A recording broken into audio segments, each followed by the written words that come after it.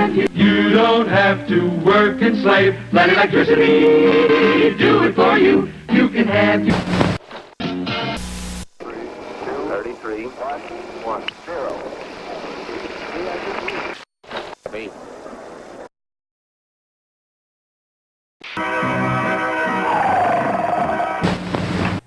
Film was a rare commodity, I'd say.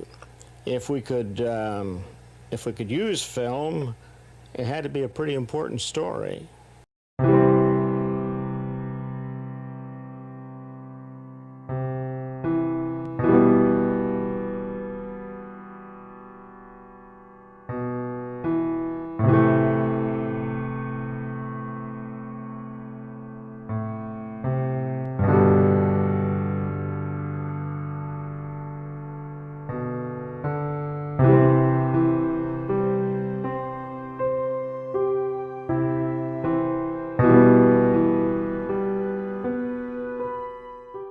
The news has always played a major role in Channel 13's programming.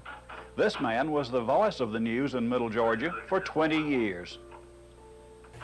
Oh, I did the 6 and 11 for a majority of the 20 years I was there. When the kids got married, well, then I said, I want to see what Mama's like. So I wanted to, Dick Johnson was living then, so they didn't want to do it, but they changed it. And they let me come home, and I did the 1 o'clock. That's when it was on 1. And also the 6 o'clock.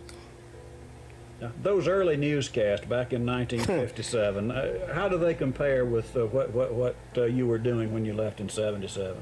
Well, there was a lot of difference, of course. I guess you've got teleprompters now, haven't you? We didn't have teleprompters, or they were so small you couldn't see the print on them, you know. But actually, you read the copy right in front of you, that's all.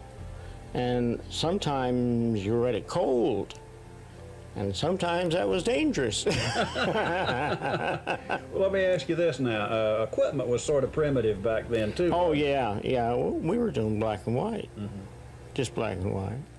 And sometimes we had one cameraman, one camera, one cameraman, 2 cameras, you know. Well, for a period of time, of course, the newscast is now produced and prepared and written and tapes edited by other people, and the anchor just basically has to worry about reading it. But back in that time, you did a lot of writing of that newscast. I used to like to write my own news, but not all the time could I. But, and I was glad some of the other people were around. I wasn't too glad for some of the things I saw, but nevertheless, we got through it. Film was a rare commodity, I'd say. If we could use film, it had to be a pretty important story.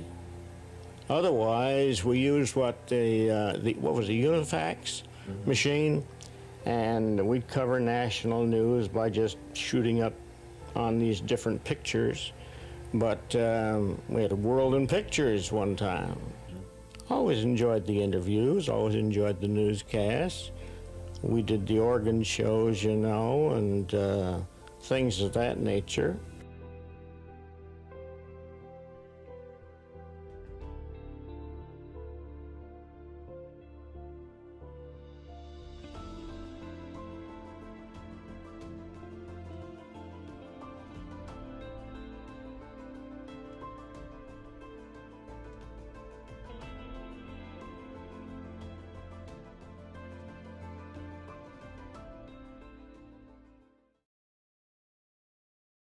Stan Carey died in August 1985 after a career which began on radio in Newburgh, New York in 1939.